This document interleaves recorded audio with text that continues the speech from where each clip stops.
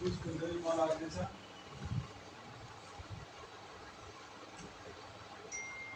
द्वितीय युग में विराजमान महामानव खालसा विभूषण स्वाना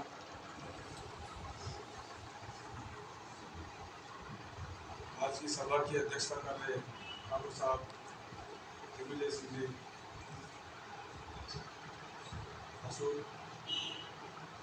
द्वितीय युग में विराजमान गोविंद सिंह जी और सत्तर सिंह जी। गोविंद सिंह जी नागसर, सत्तर सिंह जी गाते हैं। उपस्थित क्षत्रिय बंधु,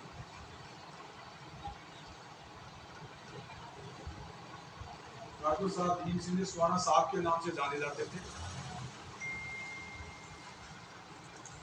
1995 से पहले मेरा कभी इनका दर्शन करने का सौभाग्य था। 1994 के अंदर श्री आयुवंश शिशु संस्थान के अध्यक्ष थे ठाकुर साहब रघुवीर सिंह गुजारी, जिनका स्वर्गलोक है।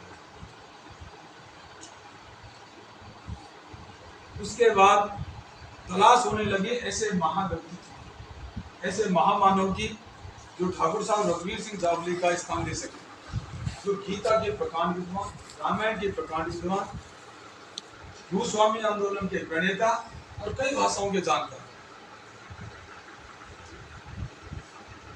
निस्वार्थ भाव से काम करने वाले ऐसे विराट व्यक्तित्व का व्यक्ति कौन हो।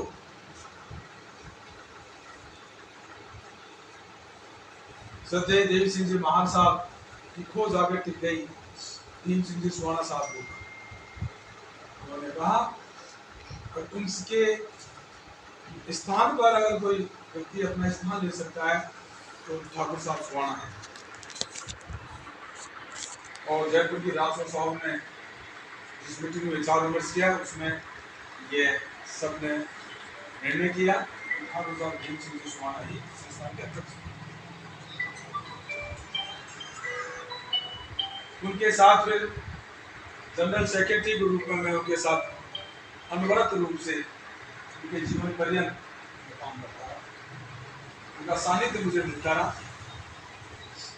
एक शिविर के रूप में और एक समारोह के रूप में, तीन समारोह के रूप में वो हमेशा साल में मैं उनसे मिलता। एक शिविर में आते वो एक दिन रुके चाहे 2 दिन रुके, 3 समारोह होते हैं आदिवासी संस्थान के। एक जयपुर में बहुत बड़ा समारोह होता है आदिवासी वीर स्मृति समारोह, एक रघुवीर सिंह जी जावली स्मृति समारोह होता है और एक विजय सिंह जी नंदेरा। उस समय आपकी उपस्थिति रहती थी। 1995 में इसके बाद आपके अध्यक्ष काल के अंदर आयुवान सिंह जी की सारी किताबों का प्रकाशन हुआ है, पुनः प्रकाशन हुआ। देवी सिंह जी महार के द्वारा जो किताबें लिखी गई हैं और उसमें सर्वश्रेष्ठ किताब है श्री कृष्ण गीता, उसका प्रकाशन भी आपके कार्यकाल में हुआ। कुल देवियों के सारे चित्रों का प्रकाशन भी आपके कार्यकाल के अंदर हुआ। कहने का तात्पर्य है कि आयुवान संस्थान ने आपके अध्यक्ष काल के अंदर जो प्रगति की है उसका कहीं वर्णन नहीं किया जा सकता। लोग सोचते होंगे ऐसा क्या किया था उन्होंने। जो महामानव होते हैं उनके कार्य सूक्ष्म शक्ति, जो अच्छी शक्ति है उनके प्रभाव से अपना आप होता है और आगे से आगे रास्ता निकलता रहता है। व्यक्ति स्थूल शरीर में इतना काम नहीं कर सकता जितना वो सूक्ष्म शरीर में कर सकता है। हम ये मान के चले आज हमारे बीच नहीं है। कौन कहता है हमारे बीच नहीं है? वो कहते हैं जो हमारे सनातन धर्म को नहीं मानते, वो कहते हैं जिन्होंने हमारे धर्मशास्त्र नहीं पढ़े, वो कहते हैं जिनको उपनिषदों का ज्ञान नहीं है। हमारे बीच मौजूद हैं। ये अलग बात है कि हम उनको देख नहीं सकते, हमारी भौतिक आंखों से उनको नहीं देखा जा सकता, वो सूक्ष्म जगत में तपस्यारत है। लेकिन जब हम उनको याद करते हैं तो हमारे बीच ऐसे लोग जरूर आते। तो भीम सिंह जी स्वाना जैसा व्यक्तित्व और जिसने एक जिले को नहीं राजस्थान को भी एक पहचान दी है, जिसको सब लोग जानते हैं,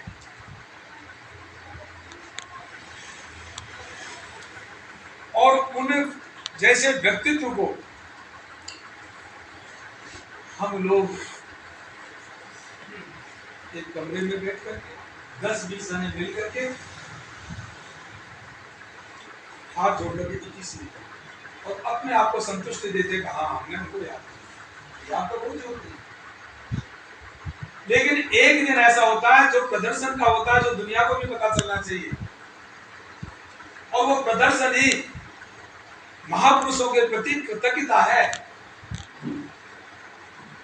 जब तक पूरे राजस्थान को पता नहीं चले आशोक के अंदर ठाकुर भीम सिंह सुहाना की पुण्यतिथि मनाई गई है, कैसी श्रद्धांजलि। यहाँ पर बहुत सारे लोग हैं जो आपके साथी रहे, उनको इसमें से हटा दो, 20 आदमी नहीं बचे। कहने का तात्पर्य है आपके कंधे से कंधे मिला के साथ चलने वालों ने युवा पीढ़ी को साथ नहीं जोड़ा है, कार्यक्रम की इति से हो जाएगी। ये बात कटु है लेकिन सत्य है, परखी हुई बात है।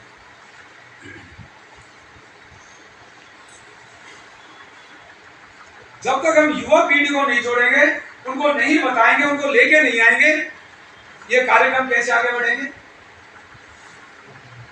ये कार्यक्रम आगे नहीं बढ़ सकते। हम चाहे कितने हल्ला मचा लें, कितने नारे लगा लें, लेकिन काम करने की हकीकत तो हकीकत रहेगी। अगर आपने 20-30 युवाओं की टीम भी तैयार करके ये कह दिया होगा आप भीम सिंह के सुहाना के जिले में प्रचार करो, तो यहाँ पर 1000 आदमी होते हैं।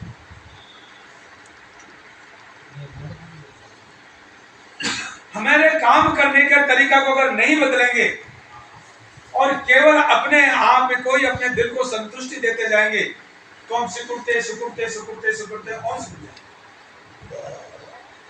मुझे आपका याद आता है जब लास्ट में इनके जो अध्यक्ष साल में जब अंतिम बार राजपूत समाज जयपुर में बना रहे थे, ये गए संस्थान का सेक्रेटरी होने नाते में इनको देव सिंह महाराज से देने कहा आगे साहब आप इनको रिसीव करने जाओ। मैं गेट पे गया, मैंने देखा पूरे कपड़े उनके कमीज धोती खून में लत, और ऐसे उन्होंने खून पहुंचा, हाथों में खून। मैंने देखा उनको जितने का 2 औरतें उनके साथ, मेरे को याद नहीं कौन कौन थे, बस अभी छोटी छोटी बूंदें पड़ रही थी और उससे खून से पूरे कपड़े उनके यहाँ पर चोट लगी। ये क्या आपने हाथ लगाया? कुछ नहीं, थोड़ी सी ठोकर लगी, बुढ़ापा है, गिर गया, लग गई, लेकिन ये गिरने से थोड़ी रुकते हैं हम लोग। कैसा व्यक्तित्व था वो, रोमांचित हो उठा मैं भाग करके महान साहब के पास गया, मैंने कहा पट्टी करवाओ, खून निकल रहे।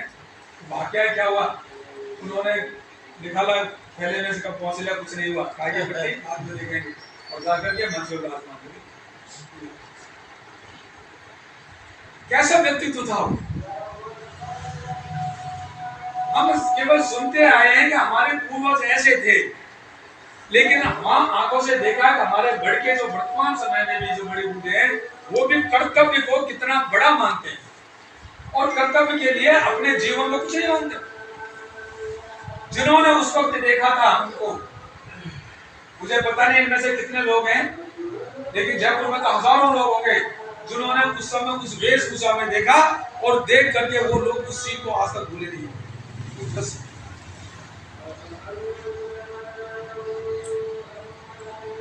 हम उनसे ये सीख ले सकते हैं, अगर हमारा जीवन चल जाए लेकिन हमारे कर्तव्य पर कोई आंच नहीं आ जाए, हम रहे नहीं रहे, लेकिन कोई ये नहीं कहते कि इसने कर्तव्य पूर्ति करने के लिए इसने कहीं आलस कर दिया, कभी इनको सच्ची श्रद्धांजलि होगी।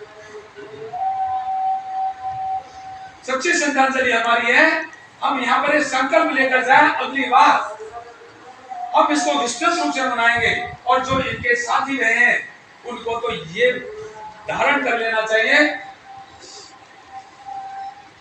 कि जब तक हम के पास जीवन है, हम भीम सिंह सुहाना की पुण्यतिथि हुआ है, स्मृति दिवस हो, उसको बहुत अच्छे तरीके से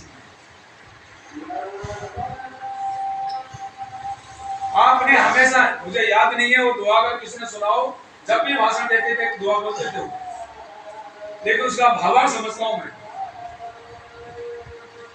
राजस्थानी दोहा बोलते थे वो, जगदीश सिंह याद है क्या? नहीं। उनका भाव है था, आगे देखो पीछे देखो, इधर भी देख लो और इधर भी देख लो। अगर आपके विचार का कोई व्यक्ति मिलता है तो उसका हाथ पकड़ लो, साथ लेके चलो। अगर विचार का नहीं मिलता है तो अकेले चलो। उसका अर्थ यह है।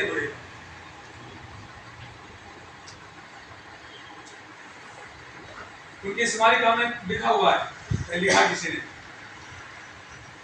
तो ये सीख उन्हीं से मिली है। अब जिस विचारधारा के लिए हम लड़ाई लड़ते हैं उसके लिए जब हमें साथी नहीं मिलते तो हम उस विचार को छोड़ देते हैं और उन लोगों के शामिल हो जाते हैं जो भीड़ में होते हैं, और भीड़ के साथ हम भीड़ बन जाते हैं। नेतृत्व तो वही करता है जो उसको पहले तो वो ये देखे विचार सही है और उस विचार को सही करके संकल्पित होकर कोई साथ हो नहीं, अकेला आगे बढ़ता है, भीड़ तो उसके पीछे चलती है। और हम लाखों की भीड़ में इकट्ठे होकर अपने आप को धन मानते हैं। सब आज वहां गए, वहां लाख आदमी करते थे।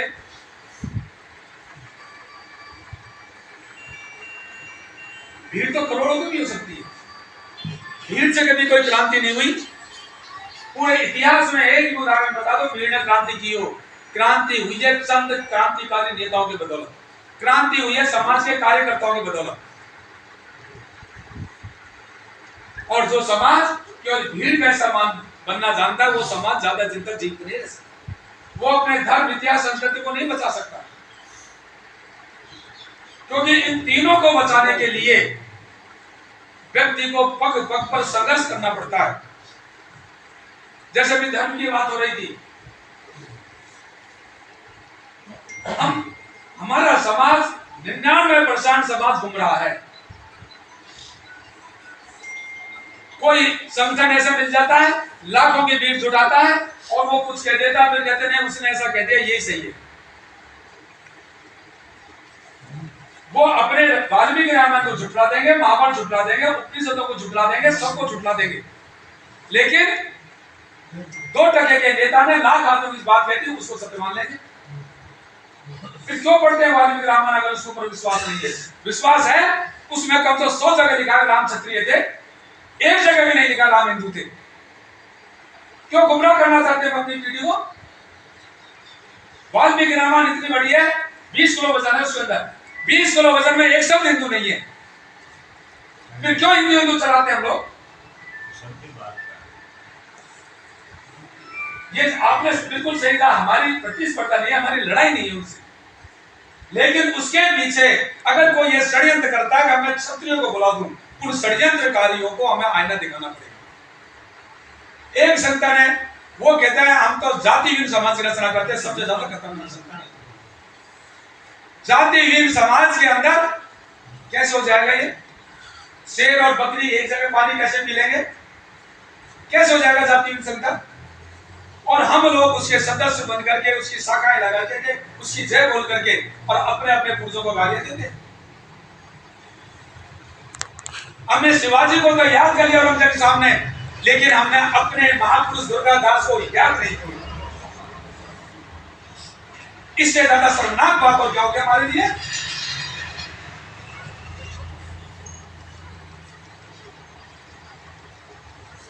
उन दुर्गादास की दुहाई दुनिया देती है। उन दुर्गादास को हमारे इतिहास में, भारत के इतिहास में पढ़ाया जाता है। मुसलमान भी कहते हैं उसके जैसा, उनके जैसा उदारवादी, धार्मिक और अपने समाज के कर्तव्य पर मर मिटने वाला व्यक्तित्व नहीं मिलता।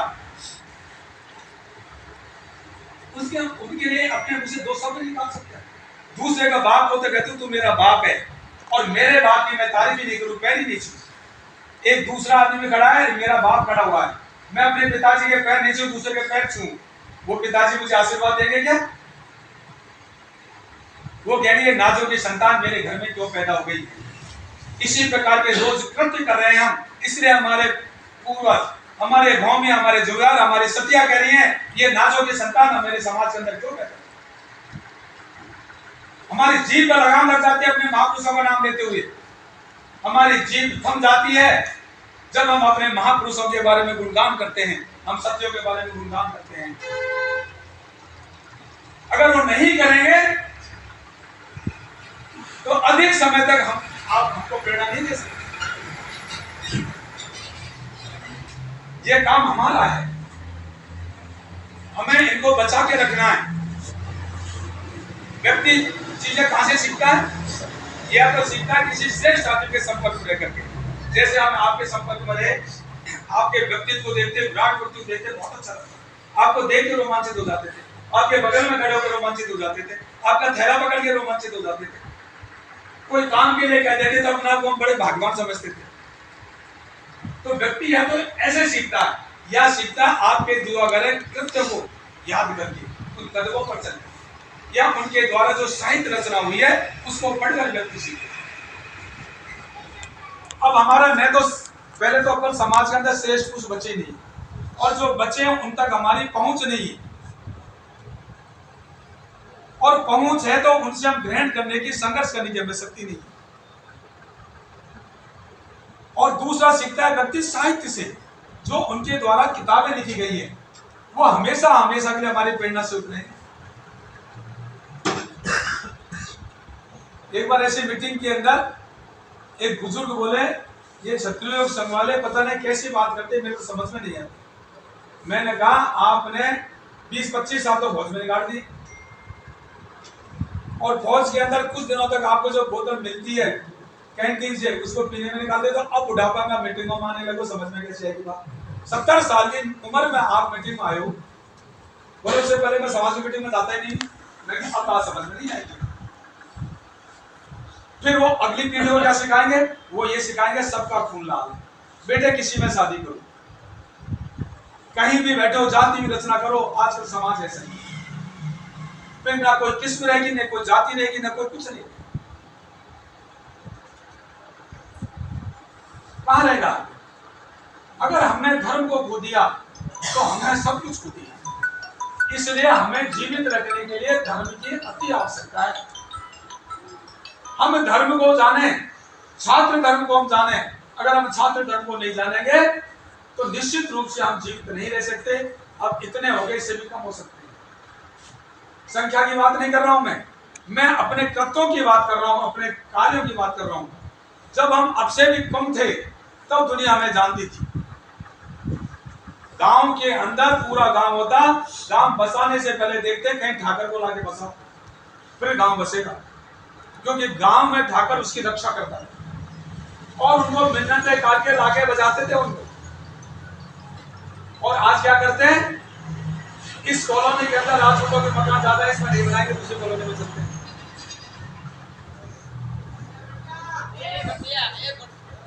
अब यह ऐसी स्थिति क्यों है? ये स्थिति इसलिए हम अपने कर्तव्य को भूल गए। अगर हमने अपने कर्तव्य को याद किया तो हमारी स्थिति और भी निकट होती चली जाएगी। इसलिए अपने कर्तव्य को याद रखें, और कर्तव्य को जब याद रखेंगे तो छात्र धर्म अपना आप याद आएगा, और जब छात्र धर्म हमें याद आएगा, राम कृष्ण हमारे पास सामने याद आ जाएंगे। अब आप देखिए, हमारे समाज को बरगलाने के लिए कितने काम किए। फूट पाड़ने के लिए षड्यंत्रकारियों से, इन षड्यंत्रकारियों से लोहा देने का सबसे ज्यादा काम किया है श्री हरिवंश संस्थान ने। इनकी एक एक किताब के अंदर हमारी गणित की पोल खोल के रखी हुई है। 40-45 किताबों का प्रकाशन करता है संस्थान, और हर किताब के अंदर महाभारत रामायण में राजनीति में उन्होंने क्या पाखंड फैला रखा है, सबकी पोल खोली है। और जब किताब छपती है तब लोग कहते हैं तुम्हारे ऊपर तो मुकदमे होंगे। मुकदमे नहीं होंगे, प्रमाण सहित किताब छापी जाती है। देखो उन षड्यंत्रकारियों को, महाराण प्रताप भी तो जय बोलेंगे, अच्छी बात है, हमारे भी वो आदर्श है, लेकिन हमारे आदर्श मान सिंह भी उनको गाली क्यों देते हैं? 2 जगह करोड़ासु समाज, और हम ऐसे हैं उनके साथ लग जाते हैं, क्योंकि इस बुद्धि को तो गिरवी रख दिया हमने। MA, PA, PhD करने से कोई बुद्धिमान नहीं होता। ये तो जानकारी है, डिग्रियां हैं। अभी कोई स्वयंसेवक कह रहा है रोजगार की चिट्ठियां हैं, इनसे कोई ज्ञान नहीं बढ़ता। रोजी रोटी का साधन है ये। ज्ञान बढ़ता है श्रेष्ठ पुरुष लोग के पास, ज्ञान बढ़ता है भगवान का नाम लेने से, ज्ञान बढ़ता है रामायण इतिहास पढ़ने से, उपनिषद शिवाजी हमें अच्छे लगते हैं, और दुर्गा दास का नाम लेते हुए हमारे जीवन में ताला लग जाता है। बांट दिया ना हमको, ये षड्यंत्र में पास हो गए, लेकिन इनको पास नहीं होने दें। जगह जगह मैंने जयंती बोला। जयपुर के अंदर जयचंद जी की जयंती मनाई थी, झोटवाड़ा के अंदर, आज से 6-7 साल पहले।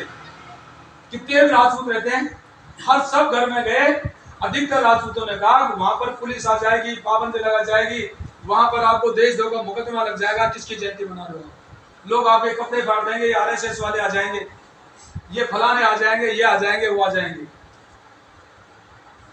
हमने जयंती मनाई, 1000 ज्यादा आदमी इकट्ठे थे, और एक किताब का विमोचन किया हमने, वो शायद यहाँ भी होगी था, उस जयचंद जी की है, उसमें 4 गद्दारों के नाम लिखे, और राजस्थान पत्रिका का जो लेखक आया उसने उसकी फोटो भी दूसरे अखबार में छापी थी। उस गद्दारों में हमने कहा जयचंद जी गद्दार नहीं थे, हमने उन 4 आदमियों के नाम लिखे हैं जिन्होंने मुसलमानों को अपने घरों के अंदर रख करके और पृथ्वीराज के भेज दिया था। उन 4 को नाम उसमें लिखे गए हैं। उसमें एक तो है धर्मायन कास, एक है प्रताप सिंह जैन, एक है माधव भट्ट, और एक नित्यानंद खत्री। चारों को ठाकर है क्या? चारों के नाम पृथ्वीराज रासों में बार-बार गद्दार के रूप में लिखे हुए हैं, लेकिन ये इतने तेज हैं, इनको कोई चोर नहीं कहते, इसलिए साहूकार को देखकर हल्ला मचाते थे, चोर चोर चोर चोर, पकड़ो पकड़ो चोर मारना, और बेचारों को पिटवा देते। इतने तेज हैं। इन्होंने सोचा हमको कोई गद्दार नहीं कहते, इसलिए ठाकर गद्दार, ठाकर गद्दार, ठाकर गद्दार, जयचंद गद्दार, जयचंद गद्दार। और हमारे ये नाजों के नेता विधानसभा में बोल रहे हैं, लोकसभा में बोल रहे हैं, क्यों? उनको टिकट का चिंता है, कोई दूसरी चीज की चिंता ही नहीं है उन लोगों को। हमें तो किसी ने केस नहीं किया। आज 8-10 साल हो गए जयंती को मनाए, किताब बिक रही, धड़ल्ले से बिक रही है, 2000 किताब छपाई, सब खत्म और छप रही है। क्योंकि जब हम लोगों को प्रमाण है हमारे पास, फिर हमें डर जाएगा। लेकिन हम लोग अपने आप को ही पावर से कहते हैं जुगाड़ा मत चल जाना, चौकी बैठी है पुलिस, ढोक मत लगा देना। हमारा शिविर लगाया, पूरे संसद ढोक दे के आए। ये समाज कितना कायर होता जा रहा है। खूब हरि कीर्तन करके आए हो, बैठ करके 1-2 पुलिस वाले बैठा रहे चौकी पे खड़े रहे, उनको पता है छत्तीसगढ़ संघ शिविर लग रहा है, वो ही नहीं आएंगे तो कौन आएगा, हमको पता है। सबकी माँ के 12 बच्चे तो आएंगे, कोई किसी ने कुछ नहीं कहा। और हम वहां जाते डर लगते हैं, वहां जाते नहीं, लोग देने दिवराना को जाते नहीं। अगर ठाकर जाता होता तो दिवराना विश्व में प्रसिद्ध होता, लेकिन हम पूछना नहीं चाहते।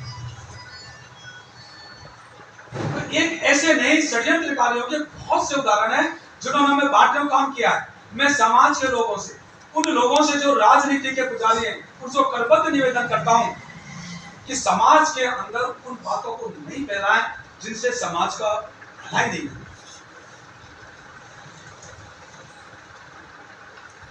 अब उन्होंने एक किताब छठे संस्थान की, द्रौपदी का चीरहरण पाठ है। अब अपन सब बैठे हैं, कितने लोग बैठे, और यहाँ किसी नारी का कोई कपड़े उतार सकता है, चाहे अपन खाली हाथ बैठे हैं। आप अंदाज लगाइए, एक नारी यहाँ पर आकर के उसको कोई नृत्य कर सकता है क्या? आप सब मन में कह रहे होंगे मर जाएंगे, कैसे कर देगा कोई, ऐसे कैसे कर देगा, हमारे सामने हो जाएगा। फिर महाभारत के अंदर कैसे लिखा हुआ है द्रौपदी का चीरहरण? इससे पहले छपी महाभारत है सातल लेकर की, उसमें इसका खंडन किया है। उन्होंने कहा द्रौपदी का चीरहरण हुआ ही नहीं है। क्या कभी इन पाखंडियों से कहा है? कभी गीता प्रेस गौरव को चिट्ठी लिखी है, तुमने झूठा क्यों लिखा है इसके अंदर? दूसरी महाभारत में नहीं है चीरहरण, और गीता प्रेस का नाम आते हैं हम तो जाओ जाओ हाथ जोड़ लेते हैं उस पाखंडी के सामने। ऐसी पाखंडी प्रेस कहीं नहीं है जिसने बनता ढाल कर दिया सनातन धर्म। वो किताब में लिखा हुआ है, और द्रौपदी का चीरहरण निवास किताब यहाँ पर उपलब्ध है, इसमें बिल्कुल प्रमाण से लिखा हुआ है। और हम मन में अपन सोच सकते हैं कैसे होगा वहां पर, लेकिन ठाकुरों को पिता में भीष्म का कोई नाम नहीं ले, बुरा लगा उनको।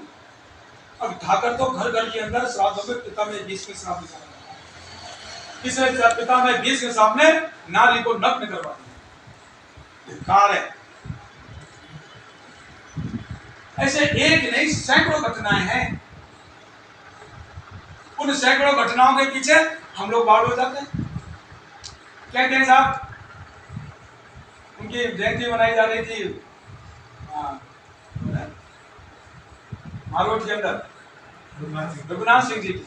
वहाँ कई राजपूतों के पैसे वाले लोग बुलाए गए थे, उनको बुलाया, कहा ये था क्या है भामाशा इतने पैसे देंगे, भामाशा इतने पैसे देंगे।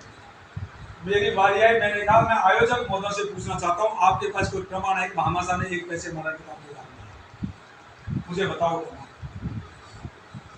1 पैसा महाराणा प्रताप ने महाराणा प्रताप को दान नहीं दिया, भामाशा ने। ये हमारे नाजों के नेता थे जिन्होंने भामाशा को पुजवा दिया, और हम चुपचाप बैठे रहे कान नीचे करके।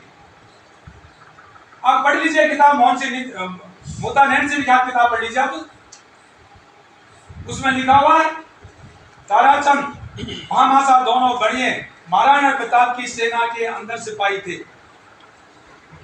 और वो दोनों महाराणा प्रताप का पुत्र उस समय 17 साल का था, उसके साथ मिलकर के एक टुकड़ी को लेकर के मालवा की छावनी को लूटने गए, और उसको लूट के लाए और उसके धन को महाराणा प्रताप को समर्पित कर दिया।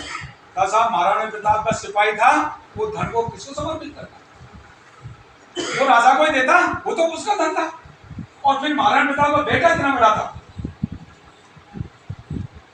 जैसे पढ़ाते हैं ना, अरे घासे रोटी जन बन बिनाओ ले बाड़ो नाना सो अमरो चीज, वो नाना सो अमरो 17 साल का था, तलवार चलाता था। हम पढ़ पढ़ के गाते, कई मन से सुनाते हैं इसको। अब वो पैसा लाके महाराणा प्रताप को दिया उन्होंने, बताओ कहां से दिया पैसा? और एक सोचो बढ़िया के पास पैसा होगा, वो दुकान खोलेगा या सेना में भर्ती होगा, वो व्यापार करेगा, फैक्ट्री खोलेगा, सेना में भर्ती होगा। हम महाराणा प्रताप उसकी भामाशा की तारीफ करने जैसे करो, बढ़िया होकर भी वो सैनिक था, हमारे साथ कंधे से कंधा मिला के लड़ा। झूठी तारीफ मत करो कि उन्होंने पैसा दान में दिया। समाज अब सोया रहता है, ये नेता ऐसे बोलते रहेंगे, और समाज जाग जाएगा तो नेताओं को अकल आ जाएगी। अगर समाज सोया रहेगा, ऐसे भ्रमित करते रहेंगे, आने वाले समय उनके पास पैसे क्या कमी थी? उदय सिंह जी ने उदयपुर बसाया, इतना पैसा था उनके पास। फिर कैसे गुंडाते हैं? इतिहास के अंदर मिलावट, धर्म के अंदर मिलावट। हमें धर्म के नाम से, हिंदू धर्म से कोई परहेज नहीं है, लेकिन उसके नाम पर राजनीति जो कर रहे हैं लोग, शासन पर काबिज हो रहे हैं लोग, इनसे हमको न करें।